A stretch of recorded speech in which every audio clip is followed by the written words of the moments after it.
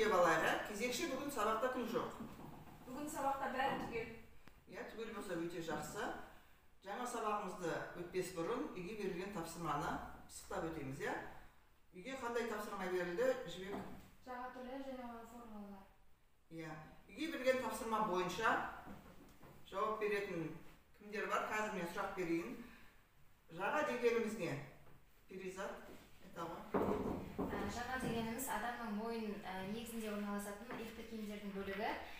Жаға тұтастай және қондырылатын болып келеді. Отыр. Жағаның түр пішіндері неше топқа бөлінеді? Қымбат айта ғой. Жағаның негізгі 3 түрі бар. Тік жаға, тік қайырма жаға және жазық жаға болып бөлінеді. Жаға әртүрлі жарасымына қарай бірнеше түр пішінге бөлінеді. Сол жағалардың мойын ойынысына қатысты қалай аталады? Кім айтады? Ақерке айта ғой. Жағалар мойын ойынысына қарай қондырмалы жаға және тұтас пішілген жаға деп бөлінеді.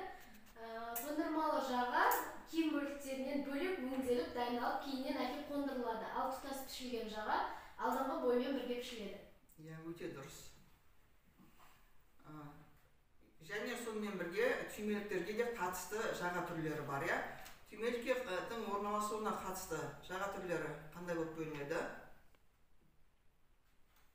Қымбат айта ғой. Мойынға дейін және жағаның қайырмасымен жасалатын түймелік 2 түрі бар. Жағаның мойынға қатысты аталуы қалай? Болсын айта ғой. Ол 2 түрлі болады. Мойынды қынап тұратын және де мойынды қынамай алшақ тұратын. Осы мойынды қынап тұратын жағаның түріне осы мойын ойынысына қондырылатын жағалар көбіне қынап тұрады. Тұрады, ал алшақ жатқан жағалар ол жазық жағалардың түріне жатады. Отыра ғой. Түймелікке қатысты қандай түрлері бар жағалардың? Аяулым. Мойынға дейін түймеленеді, жаға қайырмасымен түймеленеді. Жаға қайырмасымен пішілетін жаға, отыра ғой. Енді бұлардың бәрі жағаның түр пішініне қатысты атаулары. Енді біздің тігін бұйымдарын дайындау барысында ер кісілердің, әйел кісілердің және балалардың жағаларының бірнеше түрлерін біз қолданамыз, Соларға тоқталып өтейік.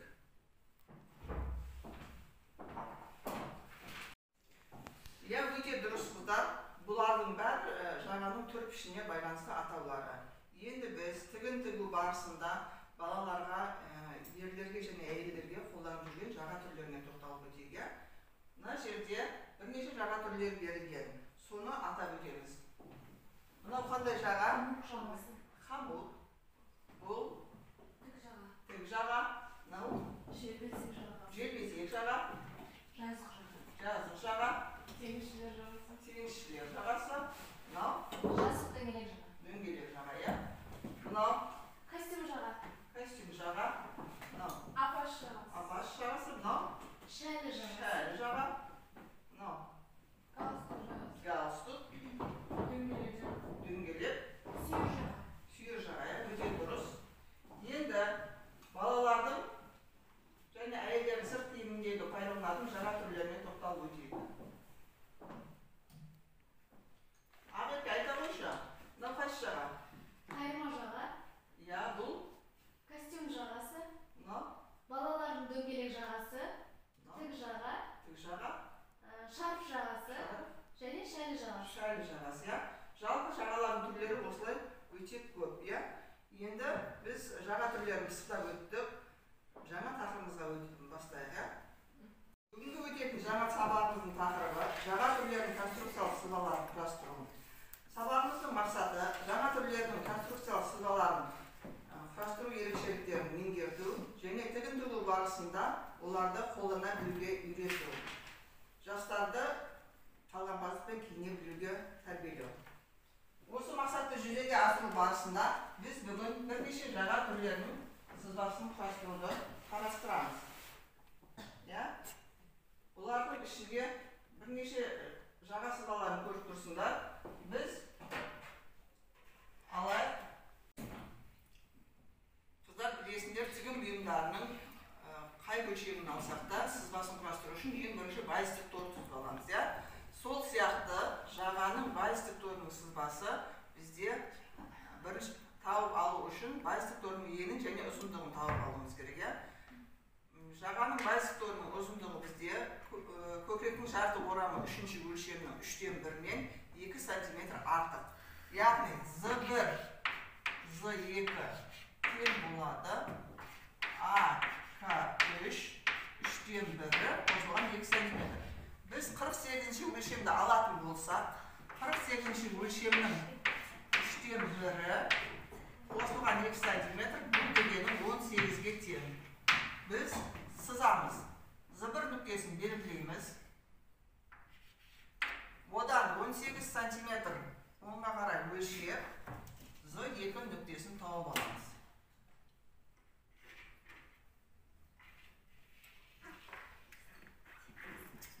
Z2 нүктесі. Байыстық торының ұзындығы Z1, Z2 18 см-ге тең. Байыстық торының ені біздің таңдап алған жағаның тор пішініне байланысты болады, иә. Біз бұл жерде тік қайырма жағаның сызбасын дайындап жатқандықтан 8 см жоғары көтереміз. Z4 белгілеп аламыз. Осы Z4 нүктесінен Z1, Z2 кесіндісіне параллель түсіреміз. Z3 нүктесі. Z3 нүктесін таптық. Оны Z3 мен Z2 нүктелерін қосамыз. Осы біздің тік қайырма жағаның байыстық торы. Кез келген жағаның сызбасын құрастыру екі кезеңнен тұрады.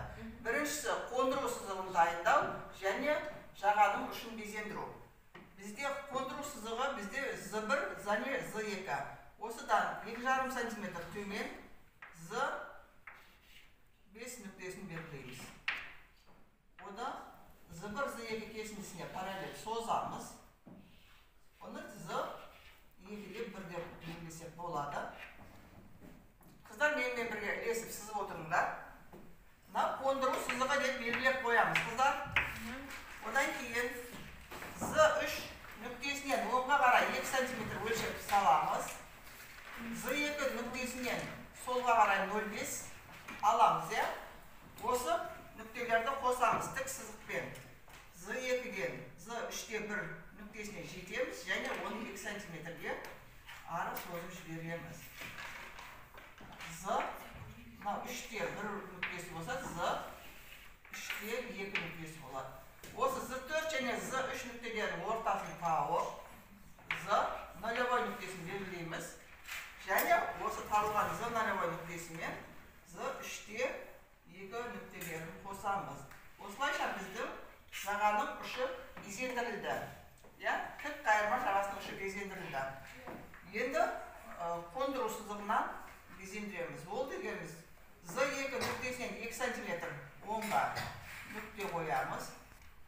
Және Z2-де 1 нүктесінен солға 0,5 жылжытамыз. Осы табылған нүктелерді доға сызықпен қосып шығамыз. Сәл ғана доғалатып. Дұрыс па? Осы біздің тік қайырма жағаның сызбасы болды. Үлгеріп жатсыздар ғой, иә? Енді жағаның, сүйір жағаның сызбасын құрастырайық. Тік қайырма жағаның сызбасы бізде дайын болды, иә? Енді сүйір жағаның сызбасын сызайық. Бұған да байыстық тордың ені Z1, Z2 18 см-ге тең. Осы 48 өлшемді алатын болсақ, иә?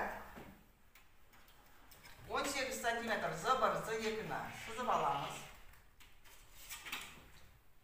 Z1, Z2. Осыдан 9 см жоғары көтереміз. Z4 нүктесі. Z4 нүктесінен Z1, Z2-ге параллель сызық жүргізіп,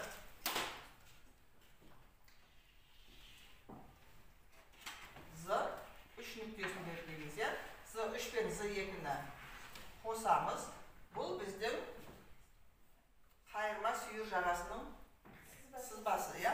Енді осы жерден қондыру сызығын табамыз.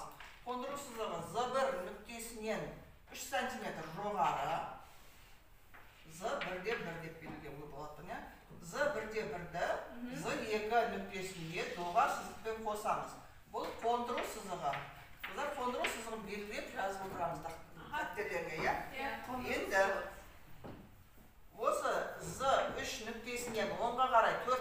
bir sızamız. Z 3'te 1 nüktesi deymiz ya. Z 3'te 1 nüktesi. Осы енді табылған Z 3'te 1 nüktesinden Z 2 nüktesini қосамыз. Шық сызықпен. Және осы кесіндіні 6 сантиметрге жоғары көтереміз. Ya? Z 3'te 2. Z 4 пен Z 3'тің ортасын тауып, ол табылған Z 0 нүктесін Z 3'те 2 нүктесіне қосамыз. Қайырма сүйір жағасының сызбасы дайын болды. Осы қайырма сүйір жағасының негізінде сендер дөңгелек жағанда сызып алсаңдар болады. Ол үшін біз Z0, Z 3'те 2 кесіндісінің бойында 4'те 1 немесе 3'те 1-мен нүкте қоямыз. Ақылма? 3'те 1. Осы нүкте, табылған нүктені Z 3'те 1 нүктесіне доға етіп қосамыз. Сонда бізде сүйір жаға, дөңгелек жағаның сызбасы шығады. Осы табылған сызбаларды қара қаламмен немесе қызыл ручкамен жақсылап белгілеп отырмын. Мақұлма сызбаларды ерекшелеп. Енді осы біздің тігін бұйымдарын дайындау барысында ең көп қолданатын жағаларымыздың бір түрі тік жаға. Тік жағасының конструкция сызбасын дайындайық. Ол үшін біз Z1, Z2 23 сантиметрді саламыз. Байыстықторының ұзындығын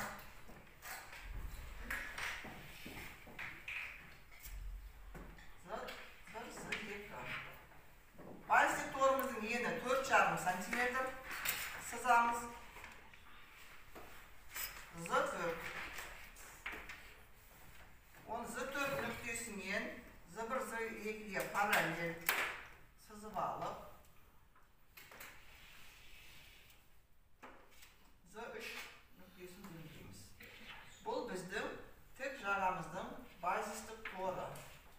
Енді Z1, Z2 кесіндісінің бойында Z2-ден 10-ға қарай 8-10 сантиметрде біз Z2-де 1 нүктесін белгілеп аламыз. Z2-ден жоғары қарай 3,5 сантиметрде Z2-де 2 нүктесін белгілейміз. Және осы Z2-де 2 нүктесінен жоғары қарай 2,5 сантиметр өлшеп аламыз да, қыздар. 2,5 сантиметр өлшеп, одан солға қарай 3'те 8 сантиметр өлшеп саламыз. Ол жерде Z3'те 1 нүктесі болады.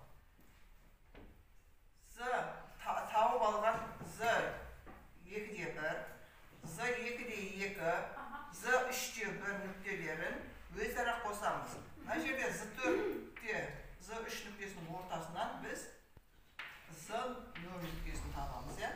Енді осы тауып алған нүктелерді көлбеу, сәл ғана доғалатып, сызып, Z2-ге 1 нүктесін таптық, Z2-де 2, Z3-те 1 нүктесін таптық, және Z0 нүктесін таптық.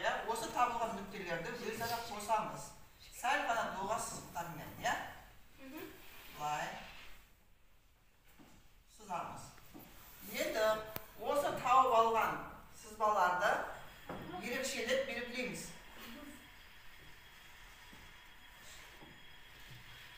Осы бізде тік қайырма жағасының сызбасы. Түсінікті болды ма қыздар? Болса сұраңдар. Түсінікті апай. Жаңа сабақ түсінікті болатын болса, онда пысықтап өтейік. Біздің бүгінгі өткен жағаның байыстық торының ұзындығы неге тең болады екен? Жарты орамның 3'тен 1-не 2 сантиметр қосқанға тең. Өте дұрыс отыр. Ал байыстық торының ені нешеге тең болады, Аян? Жағаның байыстық торының ені тігінге балынған жағаның 3'те 1-несі болып келеді. Өте дұрыс. Жағаның байыстық торын құру неше кезеңнен тұрады? 2 кезеңнен тұрады. Жағаның қондыру сызығын құрастыру және жағаның ұштарын безендіру. Өте жақсы түсініпсіңдер қыздар сабақты. Енді сызбалардың қалай шыққанын тексеріп көрейік. Бірден маған әкеліп көрсете беріңдер.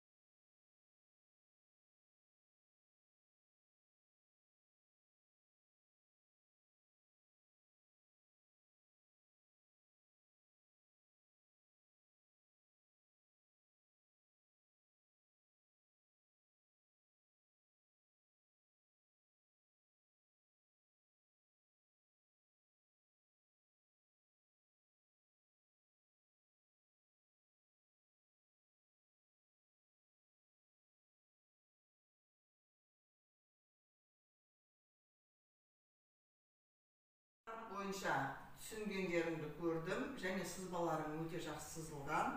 Соның нәтижесінде сендерді бағалайтын болсам, Ұлбосын қымбат, Перизат Әйгерім және Ұлмекен Аяулым 92, Жібек Аяулым 88, Әсем, Ләззат және Сағилаш 85. Бүгін мен осы тақырыбымыз бойынша сабағымыз бітті. Сау болыңдар қыздар.